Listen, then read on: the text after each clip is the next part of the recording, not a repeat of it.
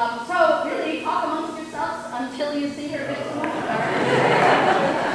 We were going to be playing some Mark music. They had some tech trouble with that. But as you can see, there's going to be beautiful music here today. And there will be an opportunity, you see in the program where it says tributes and it says family and others. There will be an opportunity for people to speak briefly. There's a lot of you. So brief remarks will be really good. And we'll bring this microphone to you if you raise your hand. And you can just stand in place to do that. And we're waiting for a thumbs up from upstairs. So really just enjoy each other's company until we see Sarah take her place. Thank you. They need a Wi-Fi password.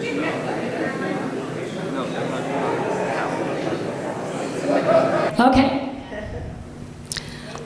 Wow, what a great group of people. Holy mackerel, I'm so impressed and amazed and touched. Oh.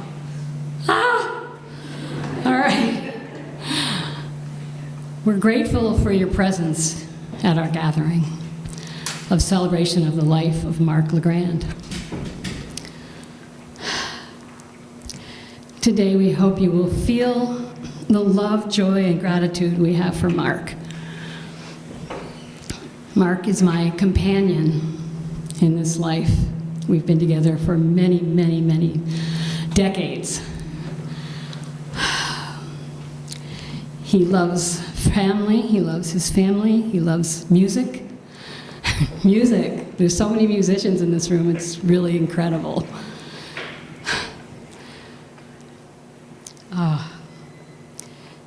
He's a wonderful father, husband, and grandfather.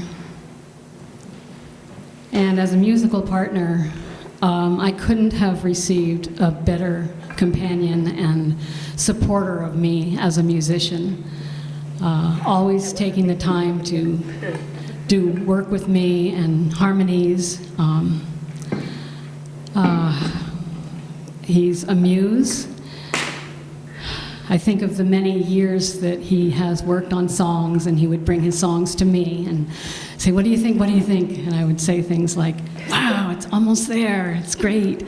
It's almost there. There's a little bit. Just what about that word? Can you change?" And he would go back to the drawing page and work on the word, and he'd come up with really the best word.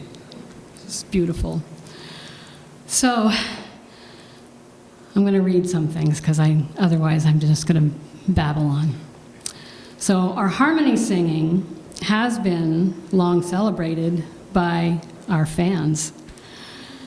I woke in the middle of the night when I was in the hospital. I was in the hospital for many weeks at 5 a.m. and Mark was speaking to me, and he said to me, "Our harmony voices enrich and create joy to those that hear us."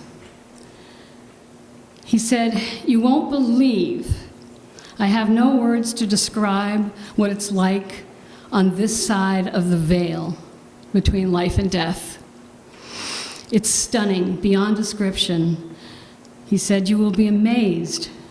You will be absolutely amazed when you come here."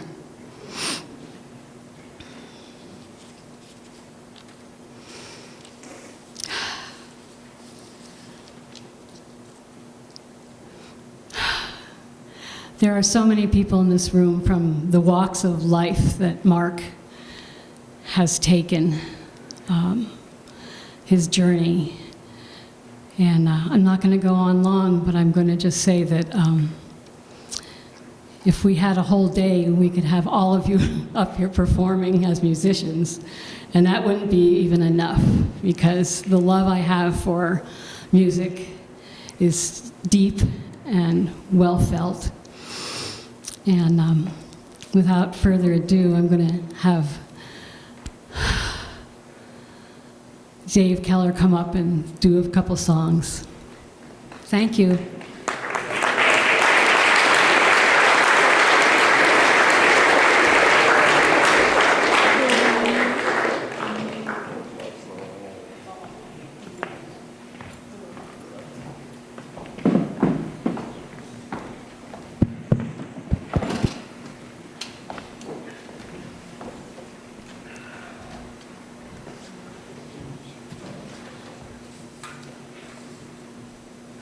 No, I'm going to stay okay.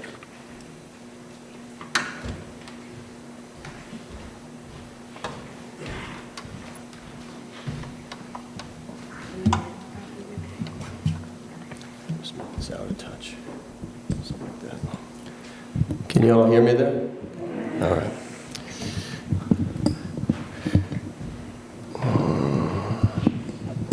Love you, Sarah. And we all love you. I mean, it's so beautiful to see all these people here. I knew it was going to be standing room only. Mark deserves no less.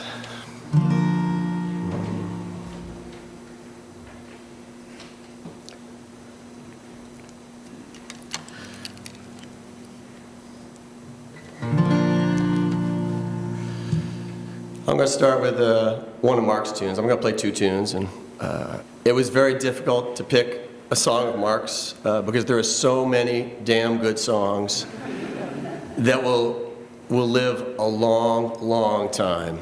No one's going to forget his music anytime soon. He left such an imprint. He left such an imprint on this community and way beyond this room. And when you speak about pillars of a community, Mark was right there, like a foundational musician, spirit, encourager. I'm going to let the music speak for itself, but thank you.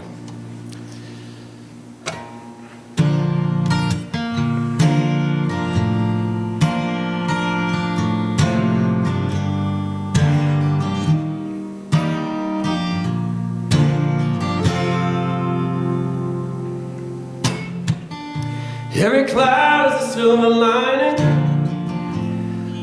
One time I had you. Now you're gone and you ain't coming back, and I don't know what to do. So tonight finds me standing all alone and blue. I look up above, long for the love back when it was true. Staring in the face of the moon, knowing that you won't be back soon. Feeling alone, stare at the face of the moon. I'm staring at the face of the moon, hoping my heart has a little more room for missing you. Stare at the face of the moon.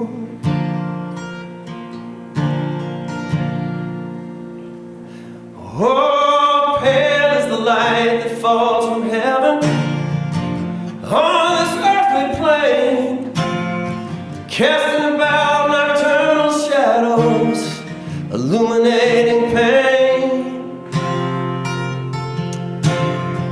Careless love, reckless abandon, that's what I recall. I ran away into the darkness. Now I gotta take the fall. Oh, staring in the face of the moon, knowing that you won't be back soon. Feeling alone, staring at the face of the moon. Well, staring in the face of the moon, hoping my heart has a little more room for missing you. Stare in the face of the moon.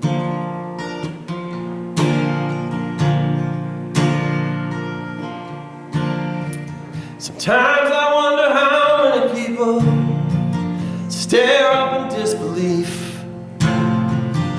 only to wonder, walk away and wander out into their grief. Bright in the night like a boy, take me away back when she was mine. For a moment of time I thought would never end. Well, I'm staring at the face of the moon, knowing that you won't be back soon. Oh, feeling alone, staring at the face of the moon.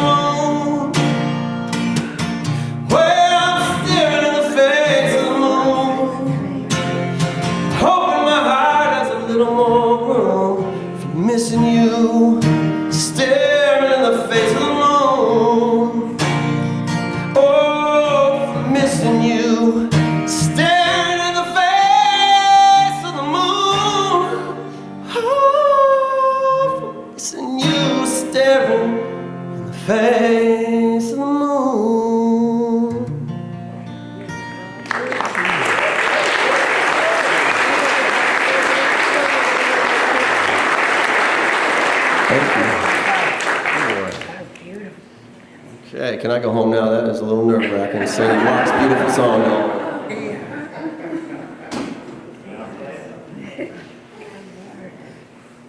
And you know what's crazy? It's a full moon tonight. Crazy. I didn't know that until yesterday. I'm going to fingerprint this one, so I might need a little more on this. Yeah. Well, Mark, you know, and I would chat a lot about songwriting. We would get together and we'd play together, and it was so beautiful because he had, I had this love of blues, and he had this love of country, and then we both had this love of deep Memphis and Muscle Shoals soul music, and Sarah does too. So we would get together and play stuff, and I thought he might appreciate this one. This one is about playing for love, as simple as that. You know, we all play for different reasons. We do whatever we love for different reasons, and the most important reason is doing it for love. And Mark showed us that so many ways.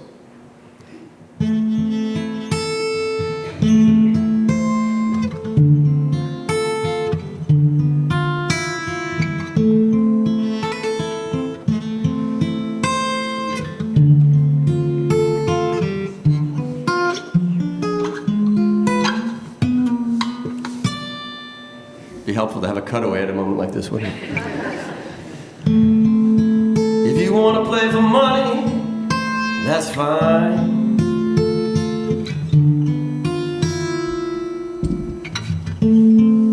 If you want to play for pride, then walk that line.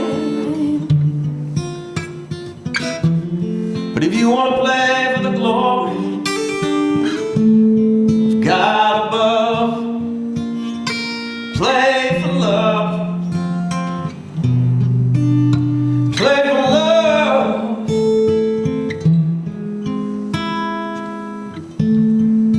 If you need something nobody can give, you go through friends just like water through a sieve. If you need a reason to live for love, live for love. Even a child knows money's just a dollar bill. Sad old men spend their lives just climbing that hill. If you're afraid to die, don't worry, 'cause you will. But right now, you still got time to love.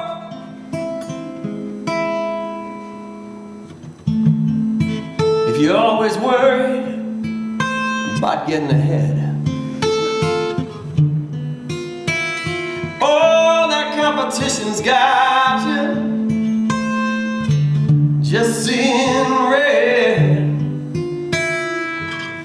Lay down your sword and try instead just to love.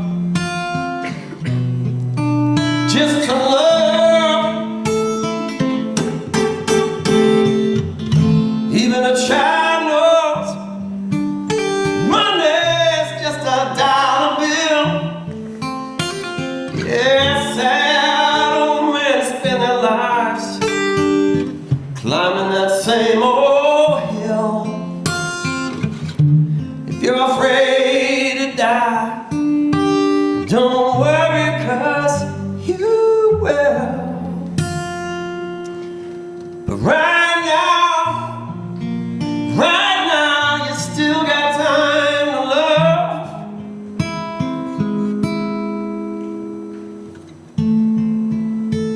So if you want to play for money, that's fine. If you want to play for pride, go ahead and walk that line. But if you want to play for the glory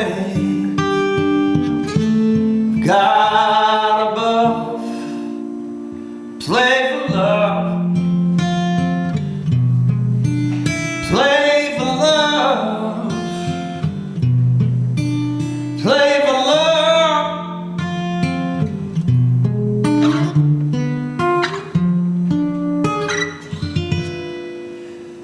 Play for love.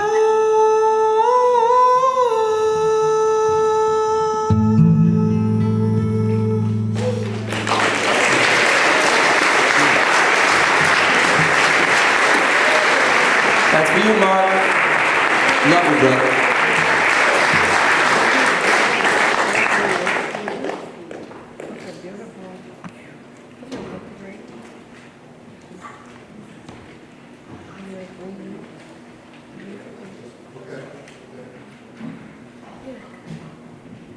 Oh, good afternoon, Montpelier.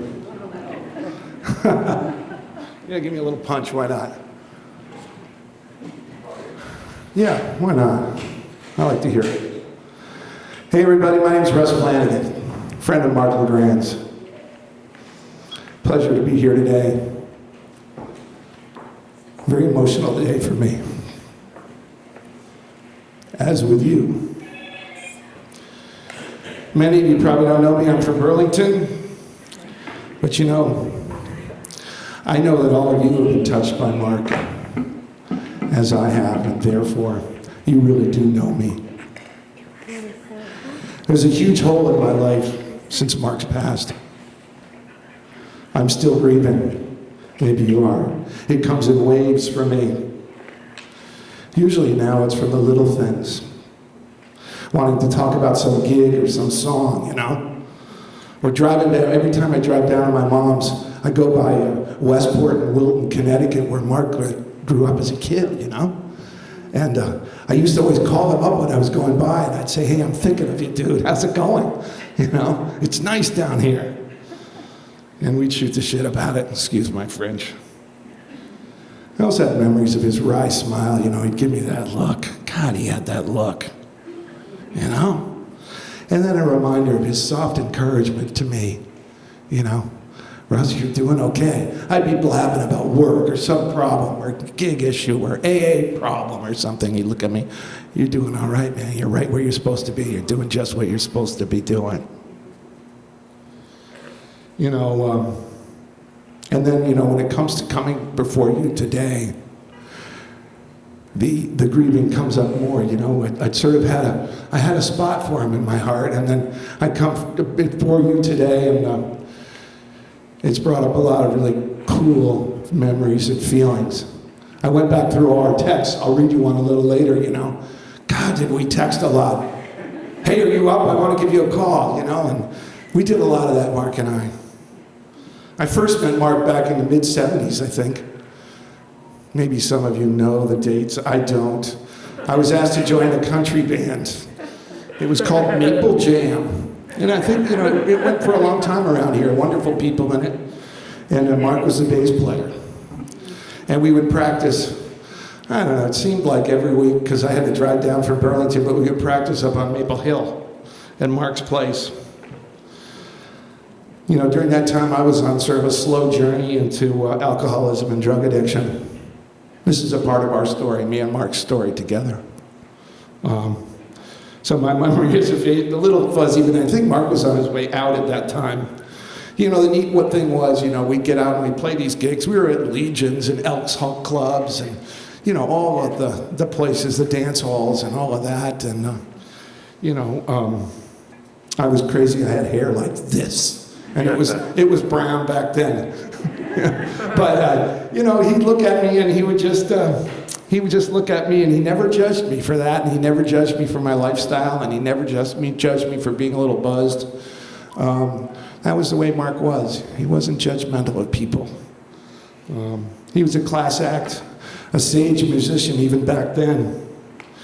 And the best part of all, he gave me my love for Willie Nelson. Nobody could sing a Willie Nelson song the way Mark Legrand did. I just love the way he sang those songs. And back then he had originals that he sang too. It was just a great time. From there we grew apart. 30 years later, Mark and I were brought back together through musical connections. I think it was just before COVID. Sarah and Mark were putting together a band just before COVID, I think. And then anyway, later after COVID, you know, we got together, we talked more and we saw each other a couple times, and he asked me to come down to Bent Nails, and I sat in with his honky tonk band there. I saw Aaron in the room. And it was just, you know, and then I remember then we hired him for some gigs. Me and my friend Bart hired Mark for some gigs over in Sugarbush. And he'd come, but you know, the thing that I felt that was just amazing was that his joy of music and the comfort of being with a friend like that, it was immediate, it was palpable. As soon as we hit the stage, it was ease, it was grace, it was friendship, and it was love. And it was the love of music, as we've heard already today. But you know, the neat thing was, and I think many of you in this room may be able to relate to this, we got together and we both had decades of sobriety. We were playing on stages with decades of sobriety. Back in the day, we thought that we needed drugs and alcohol to play on stage. We thought that was our fuel. The joke was on Mark and I, we didn't need it at all. We could put out music, we could show joy, we could excite a crowd, and we didn't need any of that. Beautiful thing. So our relationship got a lot deeper. We'd both been through like the AA experience, and we talked a lot about that. But I'll tell you what, I'm not a super spiritual guy, even through all of that. I'm feeling the spiritualness here today, and I know that my higher power and Mark's higher power got us back together again after all those years. As spring turned to summer, one of those years, it became clear that Mark's stamina was flagging on stage, and he was sitting when we played. And it was clear he was hurting and had to take the next right action to deal with it. Ultimately, I remember him calling me and telling me he had cancer. He was going forward with a treatment. Our relationship went to the whole nother level. At the point was Mark was up in the hospital, up at UVM after radical surgery. I was lucky, I lived really close to there. Just a few blocks away, and I was able to pop in a lot. I think that was a comfort to the family. It was pretty cool. But we dug in deep. We didn't just talk. We dug in on everything deep. Initially, it was life and death discussions because we didn't really know whether Mark was going to make it through that. It wasn't a sure thing at all. He was our miracle. At that point, it was a miracle that we got a few more years of Mark Legrand. I'll tell you what, people. Mark's recovery was a miracle. He went home. But our daily contact continued with discussions using the principles of recovery. We try to be better men. We weren't perfect. We both had our character defects, as some of us in the room know. But the neat thing was we got together and you try to be better men, husbands, fathers, and in Mark's case, grandfather. And we really worked hard on how to navigate all these things that we had little control over. His cancer, his health. We had Sarah's health issues. My wife got cancer. Mark's daughter tragically passed. My son had epilepsy. Both our households, as you can imagine, have family dynamics. Boy, we would talk about that, you know? Is this really an important thing to freak out about or not, people? You know what I mean? I mean, come on. You know how guys are. Well, we would dig in deep on it and say, what is really important? How do we stay in our own lane here? You know? And we talked about AA and recovery. Because, you know, we knew that we had to give it away in order to keep it. Mark and I developed a relationship, to me, beyond just regular guys. The love and respect and honesty we shared with each other, I have never felt with another man in my life. As I tell you this, though, and I was thinking about this, I was writing this earlier, I was reflecting. Maybe this was all marked. Maybe it's that all of you had relationships with Mark that were this deep. I'm trying to describe this, but he had that way with everybody, right, Aiden? Thank you. Just met Aiden. Good guy. In closing, last night I was looking over Mark and my texts from the last few years, and this one I wrote on the day to him, on the day he passed. Good morning, Mark. Oh, this is tough stuff. I know you're ready, and he was. But still, this is super tough. Rather than fade away, I'm going to write in the hope that Sarah can read this to you in a lucid moment.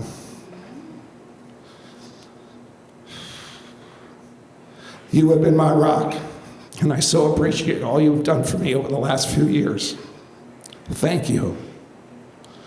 Last night, stopping in reinforced for me just how special your family is. They have you in your arms. As we sat trying to comfort you, Sarah, Jasmine, Angus was there, and Chad was there. Each one of them showed great strength, love, and resolve to see you through this, and they really did. I was honored to be in that little room that night. Let me know what I can do for you, I closed with. I know now what I can do for Mark Legrand, and you can do it too. I can carry on Mark's legacy of love, honor, and service to family and community. Thanks so much for listening. God bless you.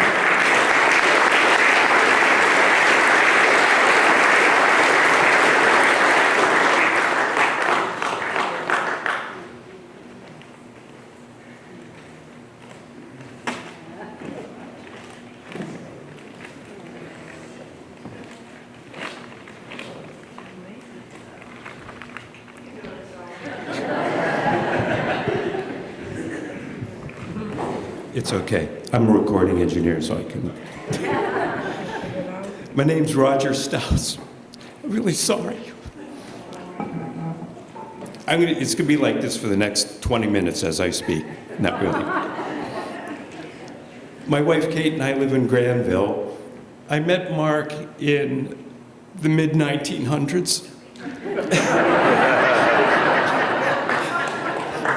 It seems like, I don't know, yesterday or 100 years ago, it's like I've known Mark and Sarah my whole life. But Spencer Lewis knocked on my door in Granville at my studio there and brought Mark and Sarah in to cut tracks for Mischievous Angel, I think. And you look mischievous today, but it was pretty much love at first listen. As a recording engineer, you don't always have the pleasure of opening that microphone and hearing something that gives you a goosebump. And that day that they came in with the tracks that Spencer had recorded and what we were recording there, it forged the beginning of what was a 30-year love affair with Mark's music and his, he loved being in the recording studio, so that made it even better. And okay, I know it's 30 years of memories on a 3x5 card. I know that's crazy. But we did Mischievous Angel, probably, I don't know, a year, not even a year's worth of recording, mixing, editing. I think Spencer might have mixed that a long time ago. Then Mark and I kind of drifted apart. We went our own ways for a while. I didn't keep in touch very well, and I still don't. It's one of my bad habits. But Kate and I were walking probably 2 years later down Main Street in Waterbury, and I say, look at this guy. It looks like Mark Legrand. He's got cowboy boots on, the hat and everything. And he was working, I think, for Philo Records. Was that where he was? And we reintroduced ourselves and had a chat. Rhymes with Chad. And we hatched the plan to record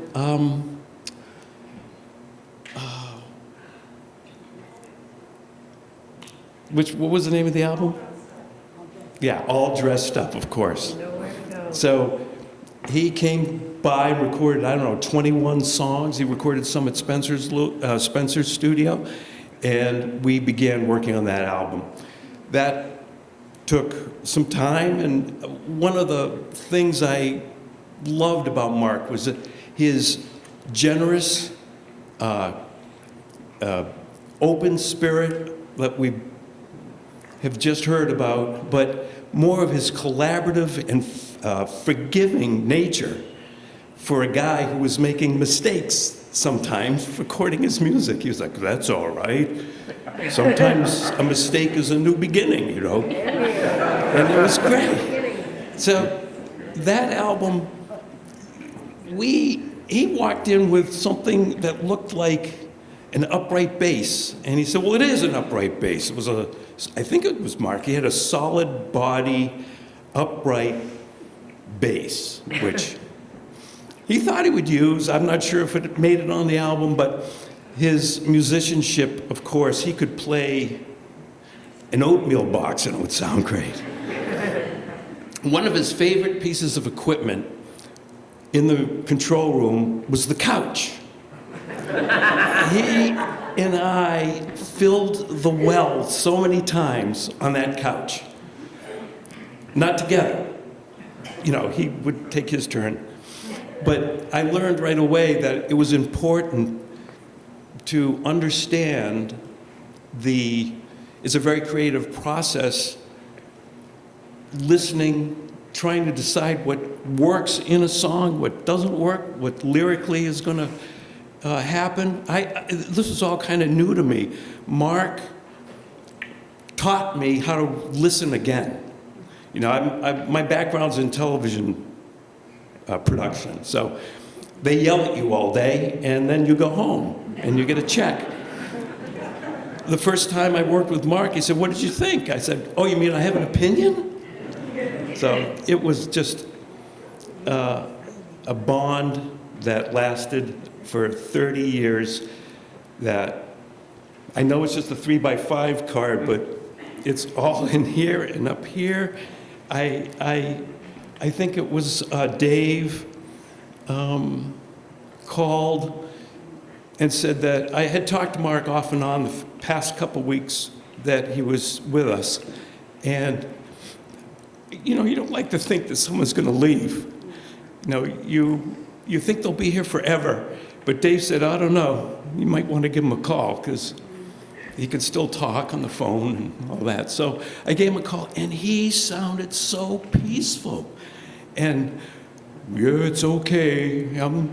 He said he appreciated what I had done for him. And it's like, Mark, what you had done for me over the years, my touchstone to the music world, someone who loved to be in the recording studio, loved microphones, loved to experiment with different sounds. And I thought, surely he sounds so wonderful. He's not going anywhere. But then I realized it was close, and I just wanted to transmit myself through the telephone wires and sit down next to him. But telephones don't have wires anymore. So I couldn't. Anyway, Mark, wherever you take me next, that's where I'll be. But we still enjoy Mark's music all around us, and you know, it's not. Mark's not going anywhere anytime soon or forever, as far as I'm concerned. Thank you very much.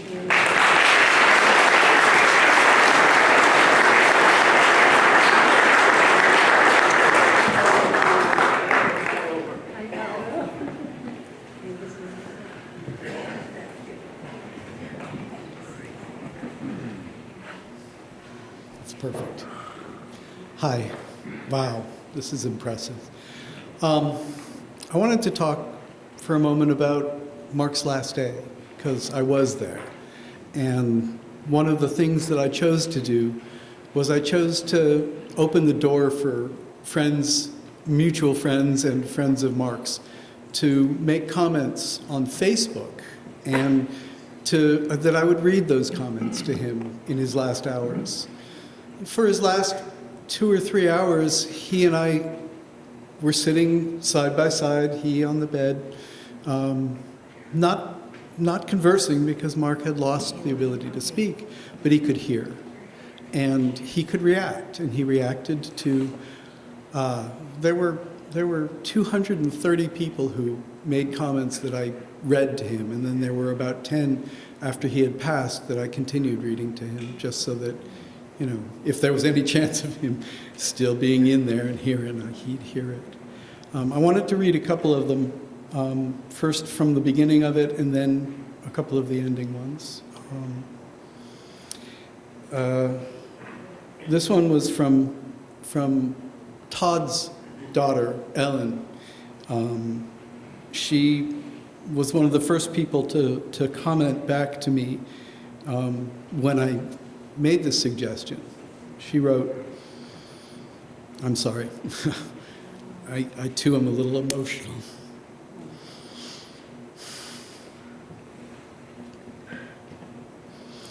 She wrote, I have been holding all of my Vermont family in my heart and mind for the past few days and meditating on your well-being in this time of great emotion and togetherness.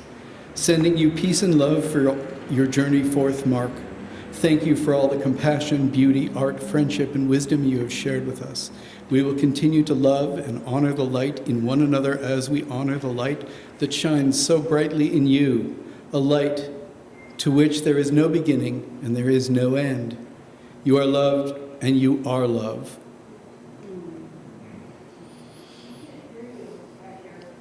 I'm sorry.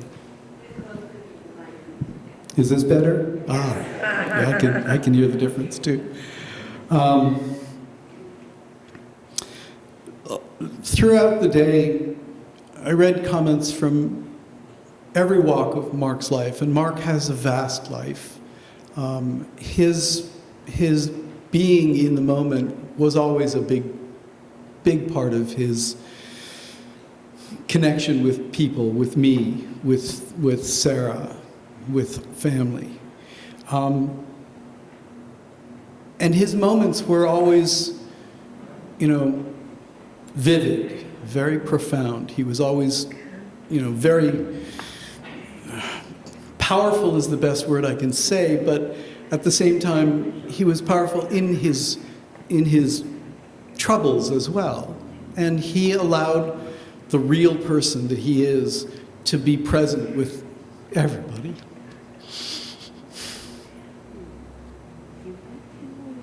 Here's another comment. Please tell Mark that it's hard to identify all the ways he's touched my life over all these years. So many ways. Mostly, I will miss him. Please tell him to give big hugs to Alana, Jerry Van, and Cecile H. Peaceful journey, dear heart. That was from Molly. And since Dave started this, I'm going to finish it with Dave. Dave, I hope you don't mind me quoting you. Mark, I love you, brother.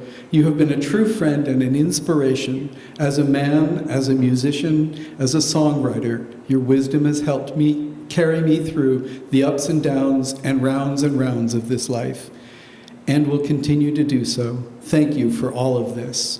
Know that your energy will live on here in this small town in countless ways. I'm giving you a big hug, brother, and holding you in my heart as you continue on this mysterious journey. I love you and will miss you big time. And one of the very last ones that I read to Mark while he was still able to hear was from Linda Hogan. She writes, Mark, I have always been in awe of your most amazing singer-songwriter prowess and how much you honored other musicians whose music had an impact on your life. Whether you were singing solo or with Sarah and her beautiful voice, you found such harmony every day, and you loved to fish, and told me to use an ultralight rod with 4-pound test, quality line, and a Panther Martins. A combination that never disappoints. May your new journey be full of peace, love, music. Thank you for all you have given to the music, the community, and so many fans, including me. Mark is with us. and he will always be with us. And for me, Mark was my brother. And thank you. Do you want me to open it up to the other members of the family at this time? Yeah, a couple short shares. So if somebody from the family would like to come up and talk for a moment, this would be a good opportunity to do so.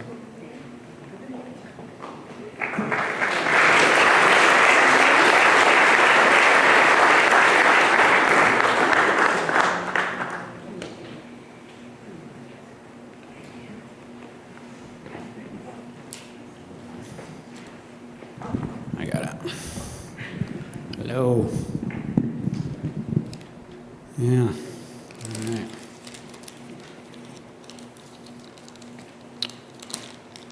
Yeah. Let's see. Yeah, well, I remember meeting Mark for the first time. I was with Jefferson outside in the parking lot of the Plainfield Co-op in the early 80s. JD said he was a bass player and a good guy and musician and was into country music. Little did we know at the time.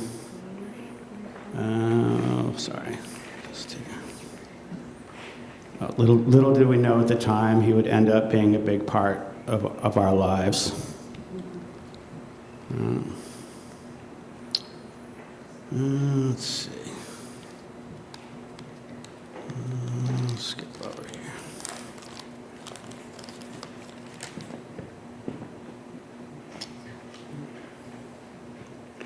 I had the opportunity to play with Mark in a country rockabilly band. It was Kingfisher. I was about 18 years old or so. Let's see. Yeah, I learned a lot about playing different types of music and the discipline it takes to have a solid rhythm section. So I'll always treasure his influences on my own love and creative takes toward music and performance.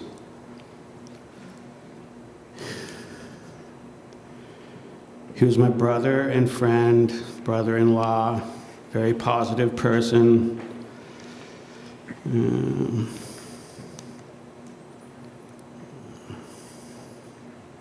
a huge piece of the family. I often felt like things were more simple for him. In the last couple of years, when he got sick and we lost Elena.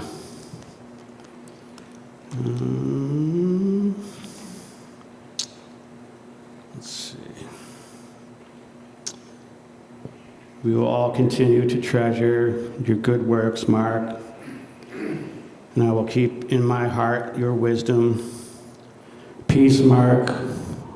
Thank you. We love you.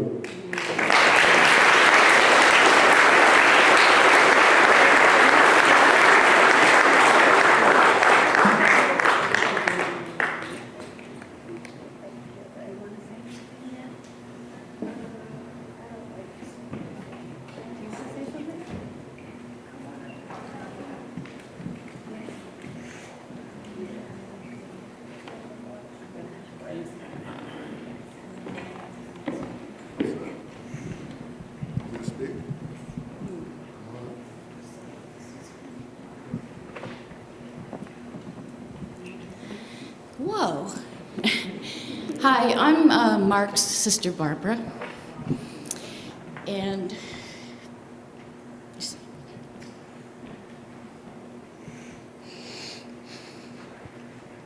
we were in each other's lives for 70 years. And I loved it. I was blessed to have Mark as someone I could always call. whenever I felt I was in crisis. So that's being pretty lucky. I wanted to tell a story about Mark. It's one of the main reasons I came up when we were kids. He loved music as a kid, and I don't know, he might have been 15. No, wait a minute. It might have been 13 or 14. And he read in a magazine if he wrote to the Beach Boys, maybe he would win a chance to have them come to dinner for Thanksgiving. And he told me this, and we went in the living room, and we were setting up the dining table, like where they would all sit and everything. The fan club did send Mark a picture with signatures on it, and we have that still today. I want to say if there's any fellas out there or women that like to fish, Mark was going to be taking Chad fishing.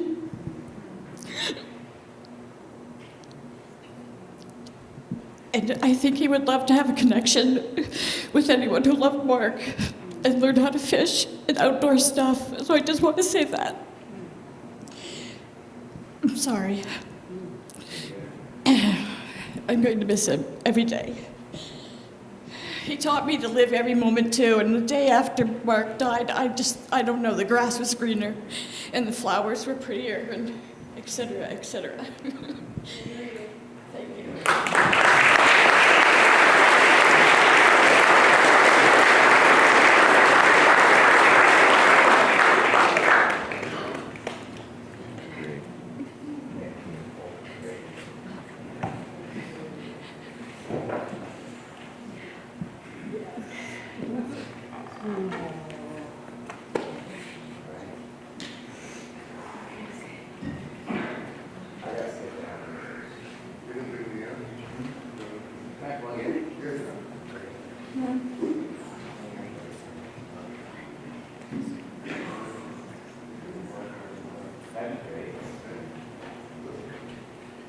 Yeah, of course. I can play yours too. Is that easy? Yeah. Okay, I love it.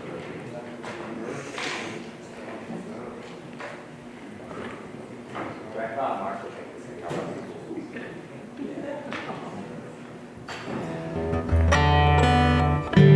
That'll work.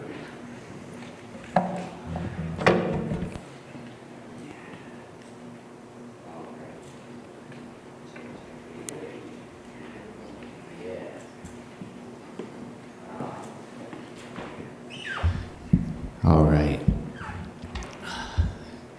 Good to see you all. My name is Django, from Central Vermont, and yeah, it's an honor. It's an honor of my life to be able to be here and get to play music to honor Mark. And yeah, I just want to thank the family. I mean, I'm so glad you're here. And yeah, I can see Mark in your eyes. Yeah, thanks for having me, Sarah. There we go. Yeah, that's nice and loud.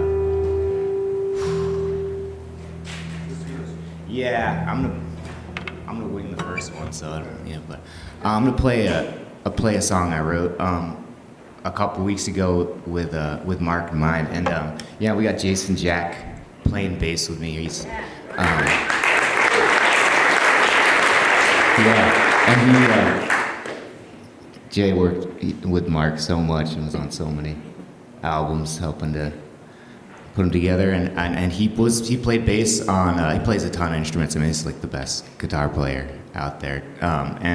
But he played on my first album. I recorded an album in 2015 with Colin McCaffrey, and Mark was a huge influence on me musically. I'm playing more country now than I have, but I wanted to kind of follow, in his footsteps and go there. He recorded with Colin, made a bunch of albums, and in 2015 I got sober, and I just needed an outlet, and music was it. And I looked up to Mark so much, and he helped me through. To see you guys out at Sweet Melissa's every Friday doing the honky tonk thing. To see someone who could go out and play music and keep on that sober road, him, and then, I mean, my mom actually was a huge pillar during that time too.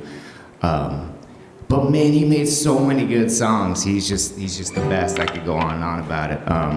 But I'm happy to say that, I mean, he was super helpful along the way, and saw him in many rooms along the way, and I got 10 years. I got 10 years this year.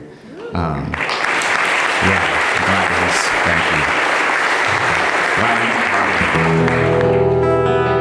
I get to play Spencer Lewis's guitar too. So this is a song called "Pedal Steel Tears" that I wrote, and yeah, we never played it. But walks up to the G on that beginning here. So I'll play this intro.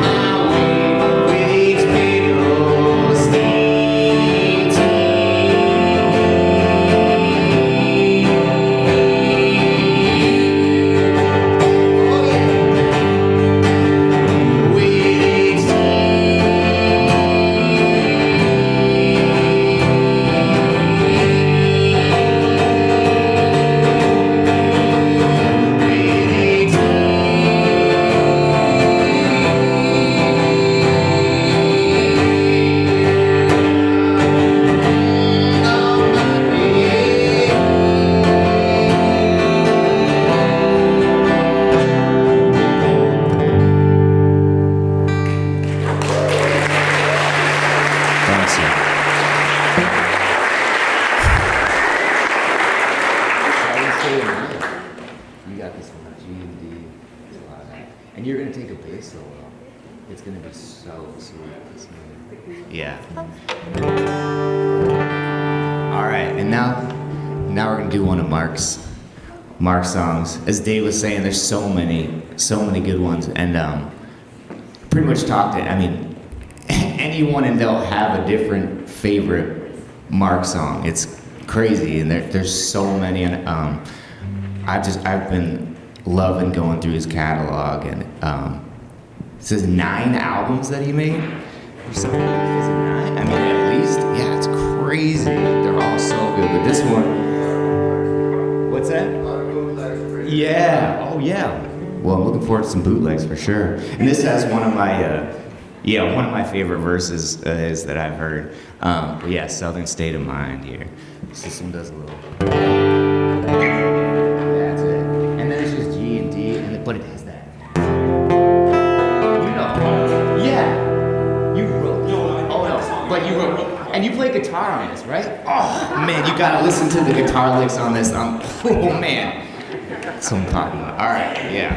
And it's so good to hear all the history. I just gotta say too about him. Like I just eat it up, and yeah, it's just so important. And his music is so important. So yeah, everyone keep listening, keep playing his songs out, because yeah, they're incredible. But yeah, I'll stop talking now.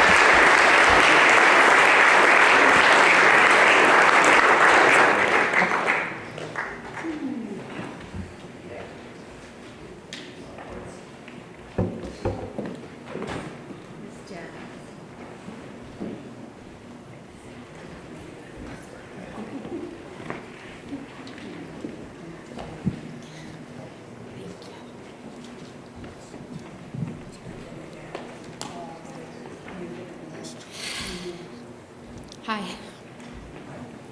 Speak in the mic. Okay. I was asked to come up and say a few words about Mark. And as I thought about how to sum up a lifetime of experience in a few short minutes, it felt an impossible task. How do I begin to explain what he meant, who he was, and truly honor the memory? So I'll do my best, but know this is in no way an all-encompassing picture. I am Mark's stepdaughter, but he never used that word. Instead, I was one of his girls, the oldest of 3. I met Mark 40 years ago when I was 6. He had a childlike charisma and fun, silly kindness, big bushy black curls, and a gap between his 2 front teeth. Mark taught me how to whistle with a blade of grass, all the words to Lollipop, which he played on the guitar, and how to at the chorus. But maybe most importantly, he and Mom gave me a sister, another person who, like no one else, can understand what it felt like growing up with our crazy parents. Mark was a man of many facets, sometimes contradictory. He could be very brave, get up and sing, really perform for a packed crowd. And yet, he was afraid to use Q-tips because they might poke out his brain. He could be self-centered, and yet sit listening and being supportive for hours on the phone if a friend needed an ear. Someone with a perfect, lightning-fast comeback. Yet, at the dinner table, he told the absolute worst dad jokes, sometimes even forgetting the punchline. So bad that we all had a visible reaction, but that only made him laugh harder. I sometimes wonder if that was the point, that actually our reaction was what tickled him most. He was a man who felt he couldn't grieve or cry, as he should when times were really tough, and yet had tears rolling down his cheeks at his grandson's pre-K and 4th grade graduation. The picture of health, rarely even catching a cold, insisting on organic and co-op food, yet loving a bucket of KFC chicken. And in the end, fighting an absolutely brutal battle with cancer. He had always been so strong and resilient that it was hard for me to believe he wouldn't get better. I just couldn't imagine him ever being gone. But the health issues brought us closer, too. He could empathize and understand, and I could share my survival secrets and help with his nursing care. In other words, he was a complete human, like us all, with all the foibles and triumphs that entails. I saw Mark truly blossom when he became a pop-pop. He was blessed with 2 grandbabies. Finally, some boys for a change. And while kids and their parents can have issues, the relationship of a grandparent and a grandchild is beautiful, mature, unconditional love, free of baggage. He loved Jaddy and Alex to the core of his being. It was an amazing gift to witness it, and an absolute heartbreak now, seeing that loss manifest in their world. Something Mark, myself, and Mom worked so hard to try to shield them from. But before he passed, I made a promise to Mark that I would always be there to help take care of them. As Mark used to say, "Man, we may not be perfect, but this house is full of love. And we can talk openly, and most importantly, we keep trying." In his final years, Mark's youngest daughter, Elena, passed away, my sister.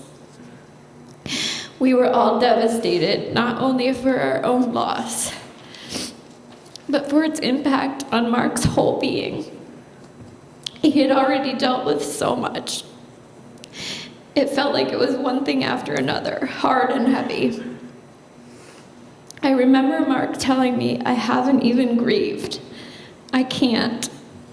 And my response to him was this: there is no right way to grieve. It just happens. It comes out in all sorts of ways, and everyone does it differently. Don't feel guilty if it's not coming out in some traditional form. It's still valid and real. But just by getting up each morning and facing the day with all that that can entail, just getting through it and surviving, was the best way to honor that person and give meaning to their importance in your life, because they wouldn't want it to destroy you. And I guess that is what I would say to us all, grieving for the loss of Mark now. You honor him when you make it through, when you choose kindness and understanding, when you laugh remembering the good times with him, no matter how trivial they may seem, and when you hear his music and listen to his lyrics. Our home was undeniably altered without him here. We miss him.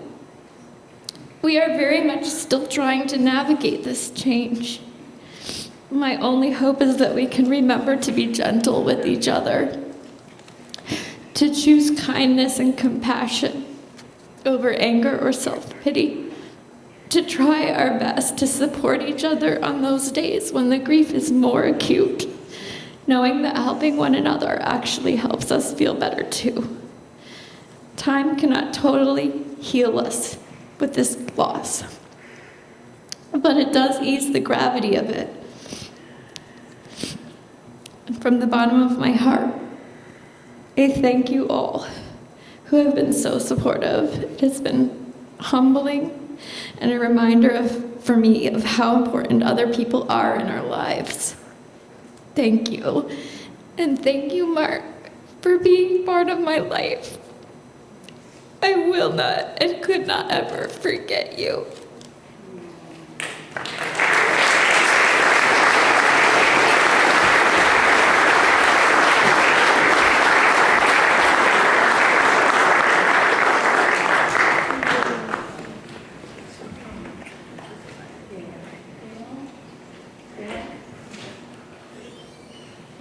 So unfortunately, our wireless microphone is not working, but we do want to invite people to stand where you are. If you can use a big voice, if you'd like to. Teresa? Yes. It's working. Oh, it's working. Fantastic. Well, I will make it better. All right. And but for others, Amy, do you have it going? Hello? One moment. But for others, we can bring it to you, and that will save some time. It's working fine. Okay. Hello, everyone. Oh my goodness, there are a lot of people here. O'Hara's, and I was Mark's first wife. long, long ago. Thank you. I met Mark when I was 25, and he was 22. Since that time, we've been many different things to each other. Notably, lovers for a while, husband and wife for 7 years, musical partners, music student and music teacher, band leaders, fellow gardeners, and always, always friends. Even in the hard time of realizing we needed to break apart, we stayed friends of the heart. Mark was a gentle soul with a fierce and loyal heart. I've always known I love Mark as one of my most wonderful friends, one whose loyalty and steadfastness I've felt for 50 years. I still feel it, and I think of him pretty much every day. Hoping he's playing music up there with our friends, Mikey Murdoch and Scott Cokens, and of course, Hank, Waylon, and all his musical heroes. I know he is, somehow, because Mark was enigmatic and a paradox. He was the coolest of them all. And he will just walk up and quietly say, "Do you mind if I sit in?" And they'll move over. And quietly make a space for him to play. Mark was the one who knocked on my door in 1975 looking for a bass amp to borrow for a gig. It was Mark who packed up his green 51 Chevy, who moved from Stony Brook Road to live in my little cabin in the woods. Mark encouraged me to get up and sing with a band because, quote, "you have to share your voice." Mark even talked me into going back to the South for a while to live, where I never thought I'd go again. Mark was the one who always believed in me, who helped me through my hard times by giving me quiet support. Mark was not afraid of the hard, sad times. He navigated many storms himself. He seemed to know sometimes we just need a quiet friend. He knew how to be that friend. Though he's gone on ahead of us, that's okay.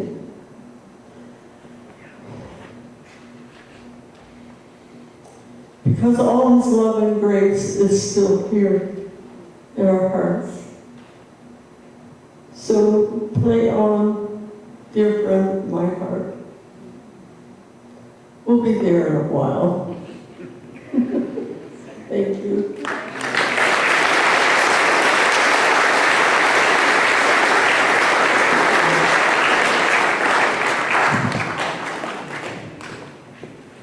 Is there anyone? Yes.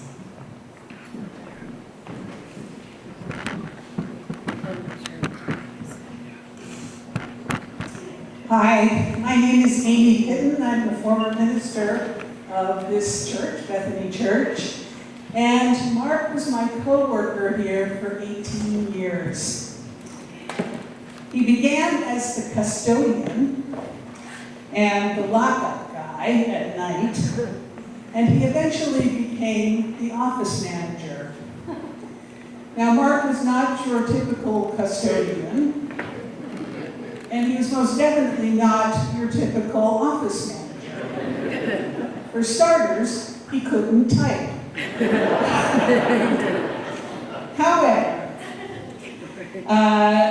he had something that was far more valuable than typing skills. He was the embodiment of a welcoming presence. Anyone who entered this church was guaranteed a warm and genuine welcome, no matter who they were. This quality was absolutely essential for the office manager of a church that declares itself to be open and affirming of every person, and is a skill more rare than typing. Mark could talk to anyone, and his gentle, accepting manner meant that even the most desperate of souls who entered the office felt seen, heard, and respected. In many ways, Mark was the embodiment of the church's core message of acceptance. The very person you want folks to see when they first enter a building, a church building. As has been said, Mark was a deeply spiritual man. I like to call him my guru. His lived spiritual journey was the perfect foil for my intellectual Christian theological education. He was a spiritual explorer, reading and listening to a variety of spiritual writers like Eckhart Tolle, Bill W., Esther and Jerry Hicks, Arnold Patton, and Gaber Mattei. When the church began a prayer group at 7 a.m. in the morning, Mark was there, generously bringing both his spiritual wisdom and struggles to everyone's benefit. He taught me that the spiritual journey was not a straight line from belief to faith, but a spiral inward, a journey where the human ego meets with the same spiritual challenges over and over again, with the hope that each time the journey towards spiritual maturity is a little bit shorter. Mark's spirituality was clearly displayed in his songwriting. His lyrics were born of his honest spiritual grappling with life experiences. Mark's songs rang true because they were. Through his songwriting, he gave us all compassionate and understanding glimpses into another's struggles. Think of songs like Shooting Star and Homeless. My personal favorite, another one that has not been mentioned, was from his All Dressed Up album called Don't Trouble Trouble. I once wrote a sermon about that song, with Mark singing it in the worship service alongside me. Wow. The reminder that worry serves us no purpose is a spiritual challenge that regularly occurs along my own spiritual journey spiral. And I'm so very glad I still have his recording of his gravelly baritone voice reminding me not to trouble. I am grateful for Mark and that our paths converged for nearly 20 years, and that he was a companion for so many of us on our own spiritual journeys. I'm sad our conversations have come to an end, but I too am convinced that Mark's journey continues onward into the great presence known as love.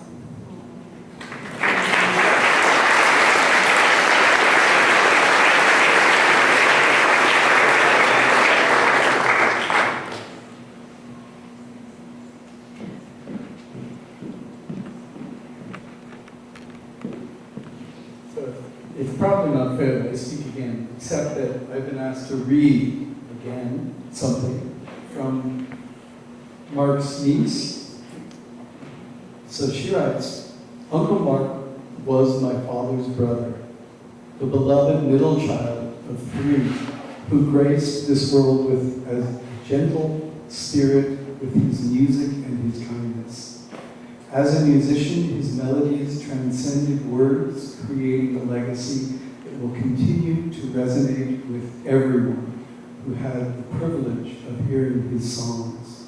Uncle Mark taught us how to listen to the whispers in the symphony within our hearts. He shared his passion and his love for music with his community, learning an indelible mark, I guess leaving an indelible mark, on all who knew him. His soft-spoken compassion was evident in every interaction, offering a gentle strength that uplifted those around him. Though he fought a long battle with illness, his spirit remained unyielding, as vivid as the music he gifted us. Today I hold onto his meanings, his memories, the laughter, the love, and I'm sorry.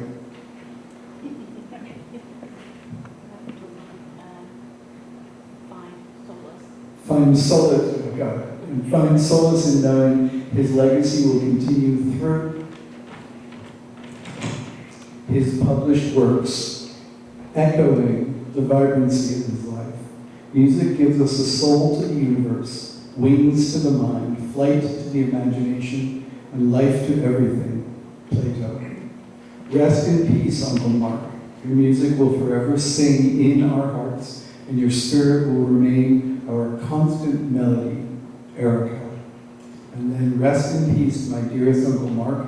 You will never be forgotten, Lisa.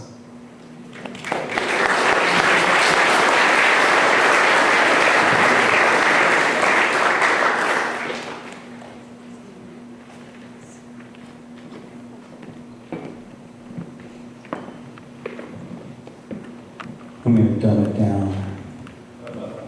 So Mark taught me how to take the Land O'Lakes butter cardboard and cut the butter out and fold it up so that the woman's knees on the box became her boobs.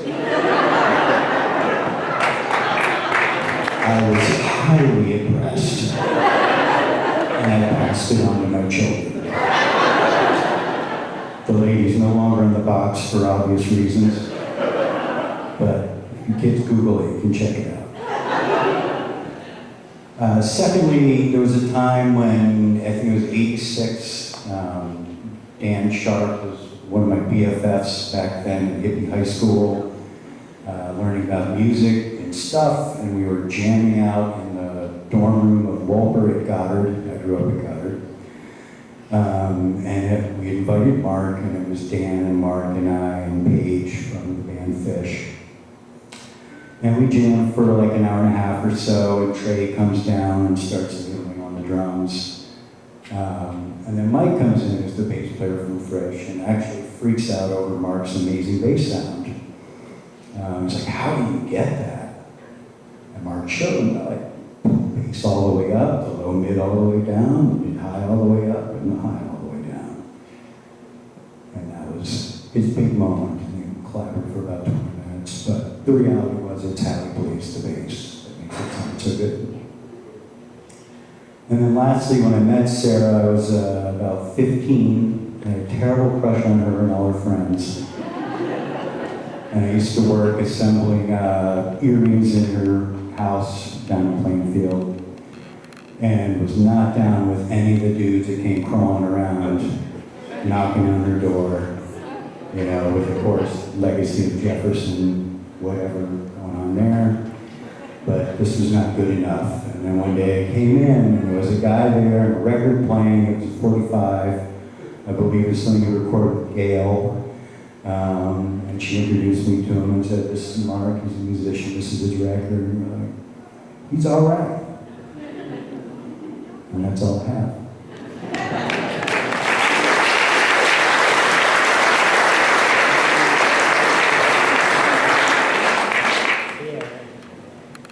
Hi, I'm Denise Bailey, and when I first met Mark, it was at their house. Sarah was holding like a group day for believers of a thing, and so I went, and at first he thought I was weird, and I get that. I'm a little socially awkward sometimes, and I've embraced it, so it's all good. But we started having conversations in the rooms, and this guy was so spiritual.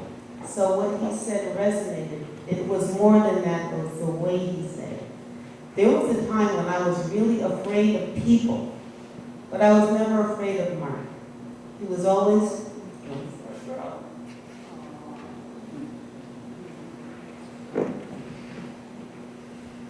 he was always so gentle. And he would look me in my eyes when he spoke to me, like he was saying, I see you. And I saw him do that with other people too. This is a very, very special person. And Angus, thank you for doing the readings that night. Thank you.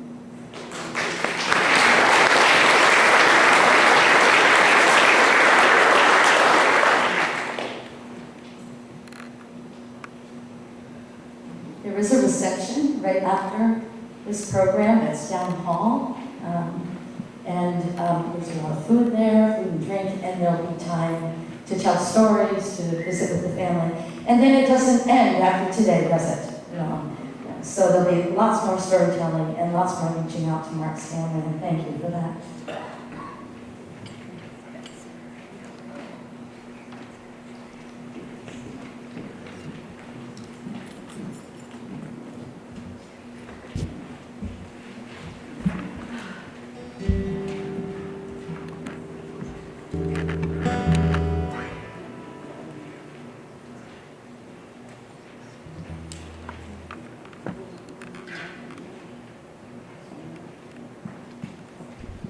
This is from, I can't believe that Dan asked me to do this. This is from Dan Haley, Mark's friend in Oregon now. So, I guess, soon after my Vermont arrival in July of 2000, I contacted Colin McCaffrey to see if he had a surplus of guitar students he could send my way. He had no extra students, but generously invited me to jam at his solo gig at Capitol Grounds so we could hear each other's sound on an up-and-coming Sunday, Christmas Eve, Mark's birthday. In the audience that day were Susanna Blakely, Derek Selmer, and Mark Legrand. I was to have very important music collaborations of these fantastic talents, and the one with Mark would prove to be quite prolific over the next decade. I wound up playing mandolin, guitar, and even occasional bass with Mark in countless formats that included Sarah Monroe and Spencer Lewis. My time with him was hugely rewarding in musical, spiritual, and personal ways.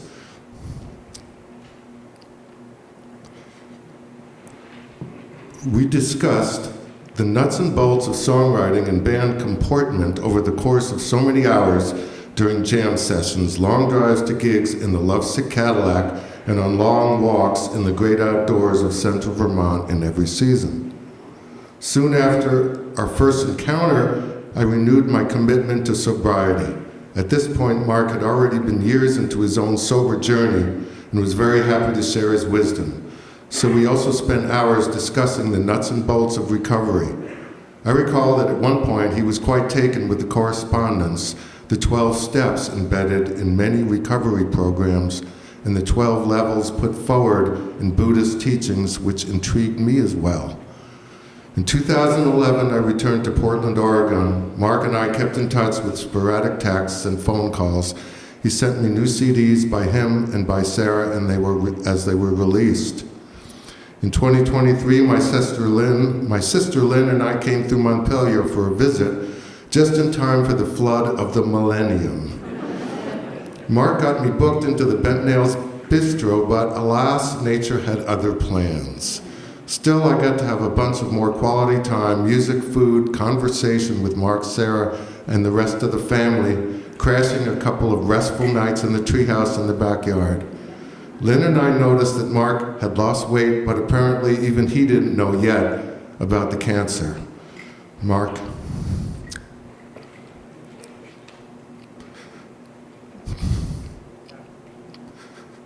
passed this spring, within days of Michael Hurley here in Oregon.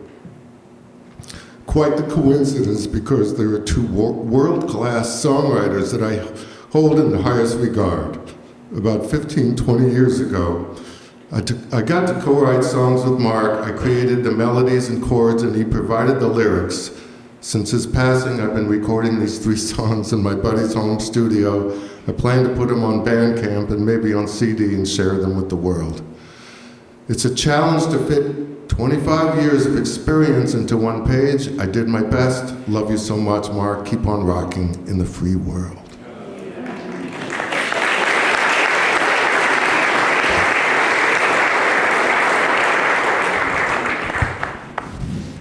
So Dan sent me those 3 songs, and I can testify that they are wild. Dan's imagination and production techniques are forever are on these songs, and so we'll have to wait till they get released, but I guess Mark wrote all the lyrics. So I couldn't get that together for you, Dan, sorry. So this is, as the legend goes, I met Mark at one of the craft fairs where I was selling my music, and he shared me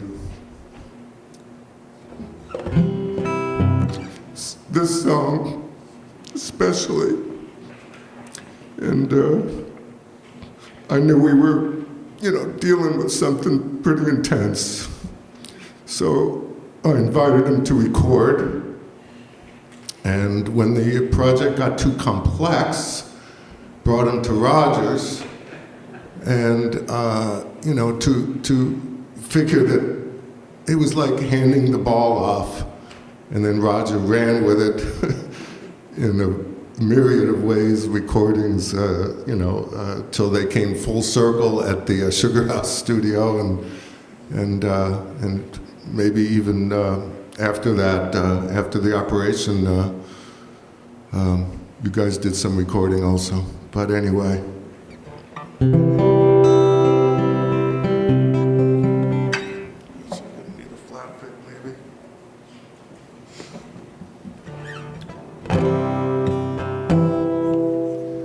Sweet forgiveness brings redemption, heals the things we dare not mention, separates us from our tension like water from a cloud.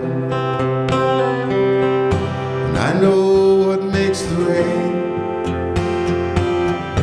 fall from heaven, ease the pain, wash this world right off my shoulders, cleanse me to my soul.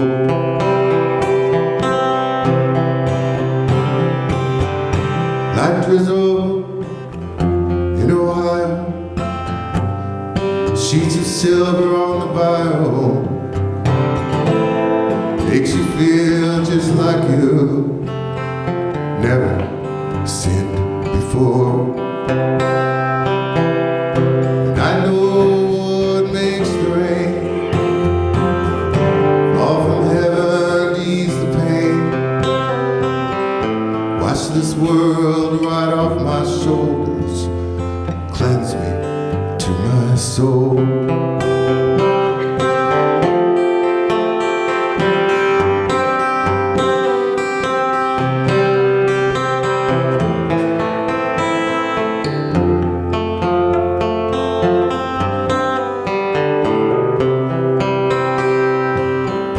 Cold rain makes me shiver, so I ask the great forgiver, from all evil please deliver me back home.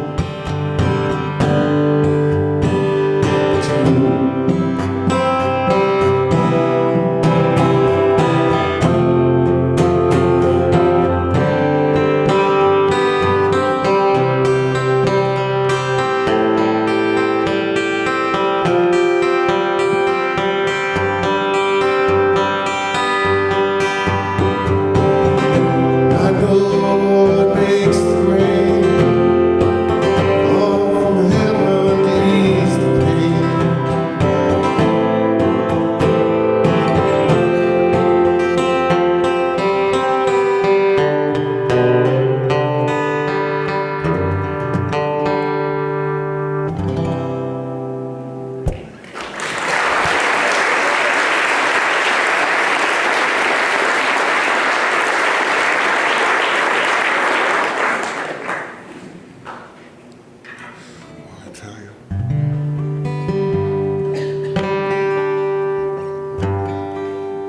don't think I can do. She went with the wind. I'll just try this other one that.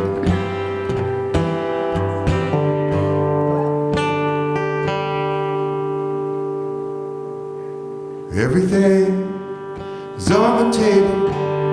There is nothing etched in stone except the wisdom from the fables and the light, the unknown. My roots firmly planted in the garden of my soul. Sometimes they're too compacted and they need more room to grow. But every day I ask the same question: have I done all I could have done in the time that I had? Is my life and anything to anyone? So we hack at the soil, and change fills the air. This life, a purpose and total for the moment, does not care. Cannot move from this table. This cup of coffee will not end.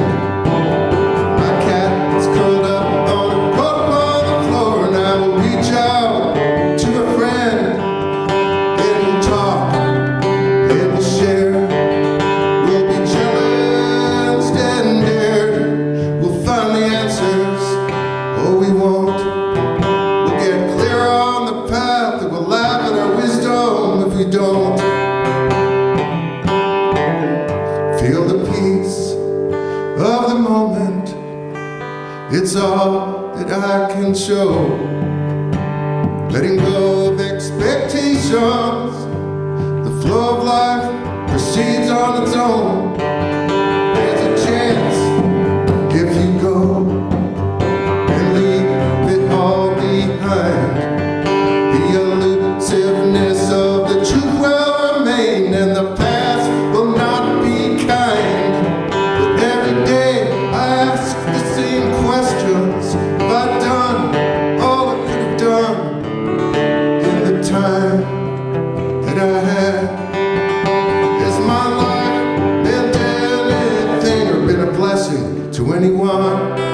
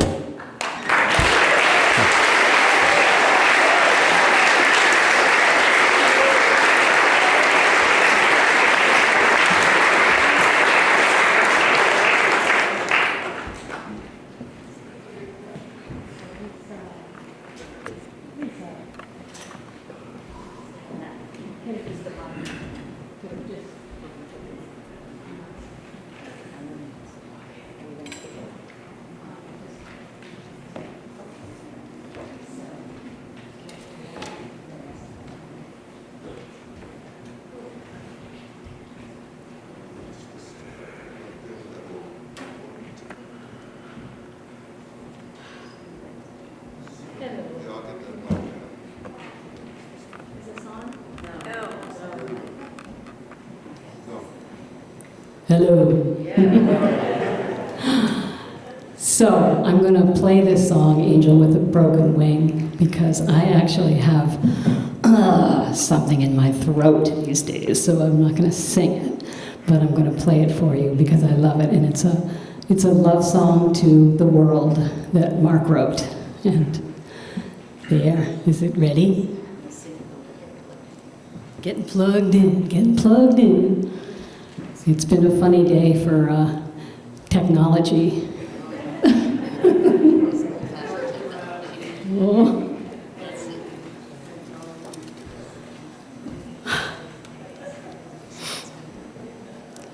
But after this, Spencer's going to do the song, The Road Home is Long, which is a very powerful song. I think other musicians are going to join him. Is that correct? It's a plan. It's not playing. It's not playing. Are we shocked? Plan B. We could hold Angus's phone up to the microphone, too. We could. Okay, we'll try again. All right. Let's, fingers crossed. Come on.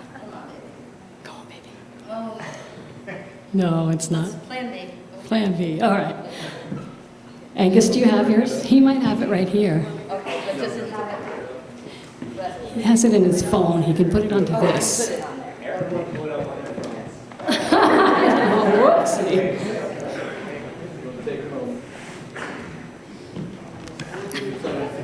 I know. This one's on.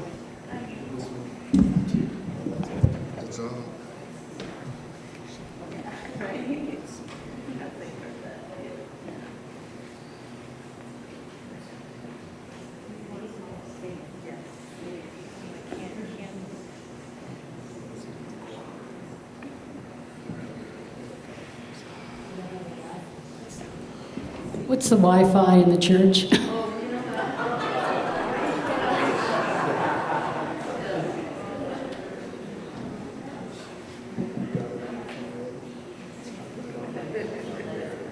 All right. We'll see. We want to play this for you. It's actually the last song that Mark finished with me. So it's an important song. He added the bridge to this song. You have to sing it. No, I'm not singing it. No. Can we sing it to it, all of us? You know it. Let's see if this works.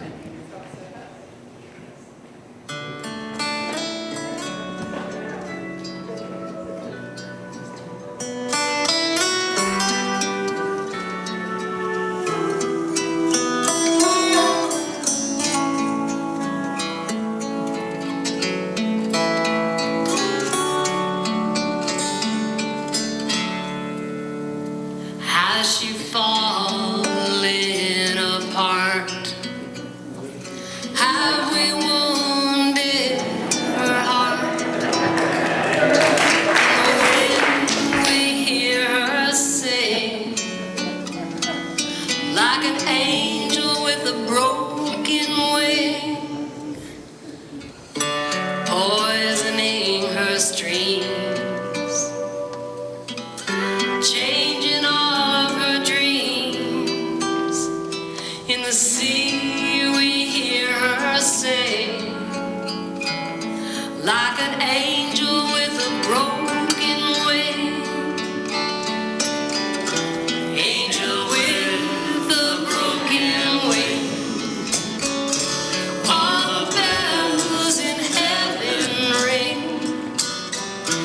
Earth, what have we done to you?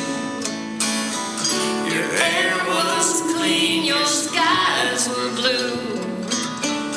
Show us now how we can bring love to heal your broken wing. Now we see the fires burn, rivers are running dry, past the point of no return. Hear the angel cry, angel with a broken wing. All the bells in heaven ring. Earth, what have we done to you? Your air was clean, your skies were blue. Show us now how we can bring love to heal your broken wing.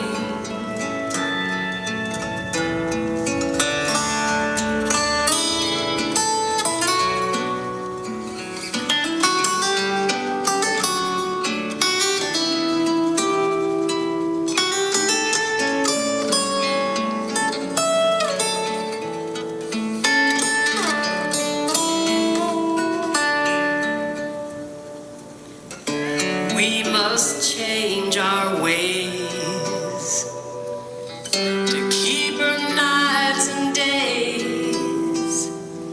In the wood we hear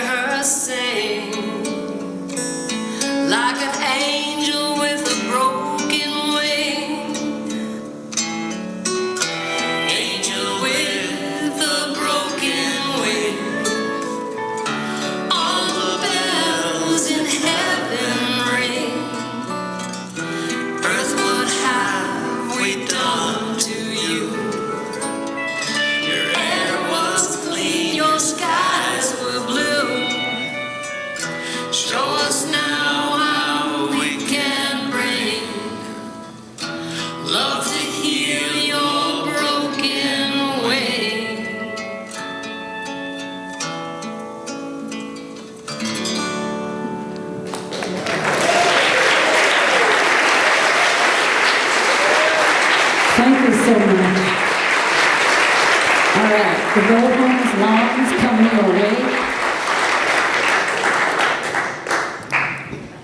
All right, cool. Maybe I'll say my ending part, and then the song can go out, okay? And then everyone can eat. All right. I am moved and touched by today's music and thoughts so very special. May his songs live on in our lives, the beauty, tragedy, and ugliness that is life, that Mark examined in depth, that he sang, and he songsmithed into verse and rhythm. I hope you will study this man's genius and get some good ahas. Thank you for joining us today. If there is something you wanted to say or share, we have a booklet in the back in the reception room where you can share your thoughts. Please join us for finger foods and conversation after the road home is long.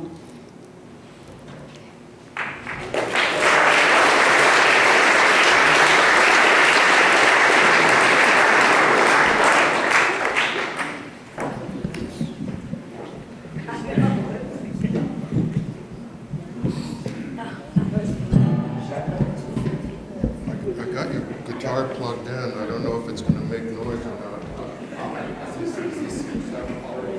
I have, you know, the road home is long.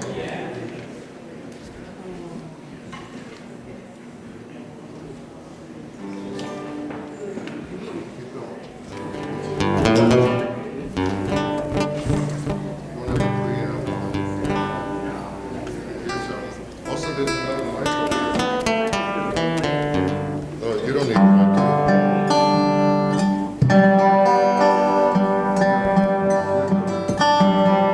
Nice. It's horrible to stand. Gonna work? Okay. I guess so.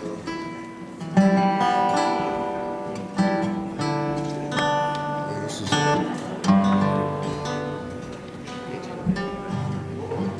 oh, you got it muted?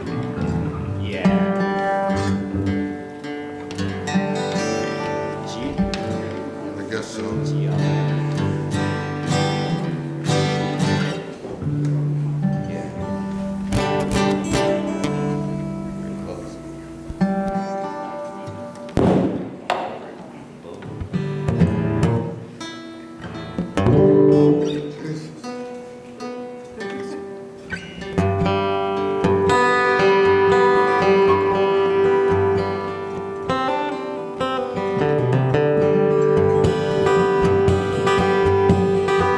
Like a river running dry, we send our prayers up to the sky, asking angels if they know when it's time for us to go.